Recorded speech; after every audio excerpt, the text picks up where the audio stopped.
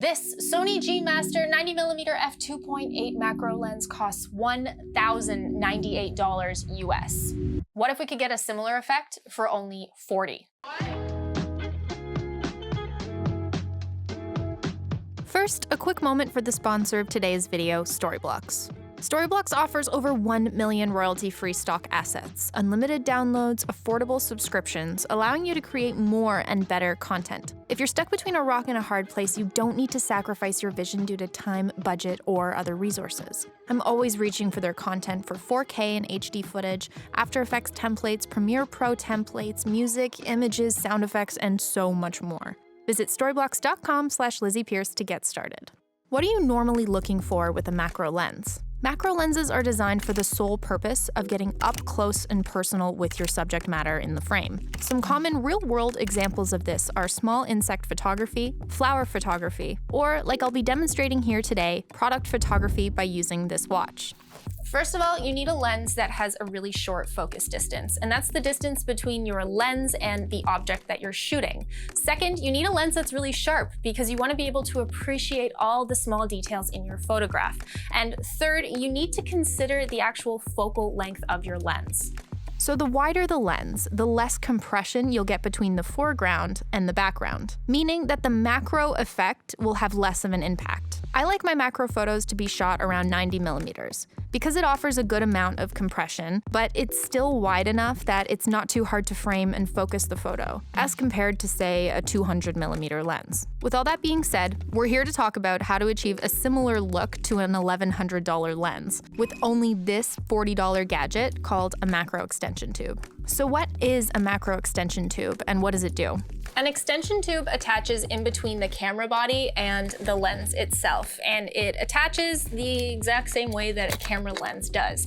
Essentially what it's doing is furthering the distance between the sensor and the lens glass. So that's creating a shorter focus distance overall and is basically a fancy way of saying that you can make any lens a macro lens. So let's take a lens that most people have handy in their camera kit. This 50mm f1.8. We have both the 10mm and 16mm extension tubes handy today as well.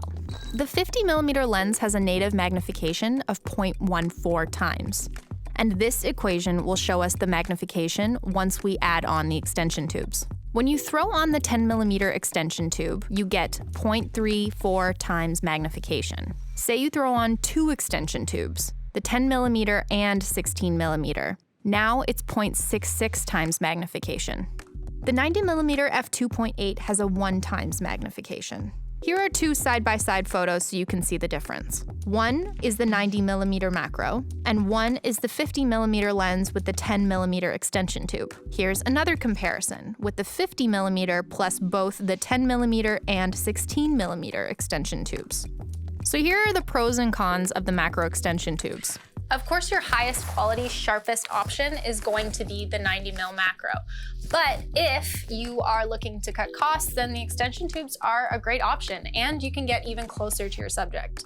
Here's what you're sacrificing with an extension tube. Because the lens is further from the sensor, it increases your aperture by about 2 stops. It's not reflected on the camera settings because the camera doesn't actually know you've extended the lens, but you will notice a darker image. You're causing your lens to focus more closely than it was designed. So the high magnification will cause a lower quality photo than, of course, a dedicated macro lens. It's important to consider here where you're going to be using these photos. If it's mainly for social media and will be viewed on a small screen or small device, you won't really notice the difference in quality between the 90mm and the 50mm plus extension tubes. Extension tubes cause a shorter focus plane and the inability to get this entire watch in focus. We avoided this in our final photos with focus stacking. Focus stacking is when you take multiple photos at different focal planes and then stack them in post to build one final image. If you'd like to see a full video on this, let me know in the comments below. The 90mm will also require focus stacking, but at the end of the day, the 90mm still produces a sharper image. The extension tubes we're using today have autofocus. There are some options out there that are a bit cheaper that don't have autofocus, but at the same time, there are more expensive options out there that just have better build quality and autofocus as well. I'll link the ones we're using today in the description below and a few other types that I would recommend. Thank you guys so much for watching. Please subscribe and hit the notification bell so you don't miss my future videos, and I'll see you in the next one.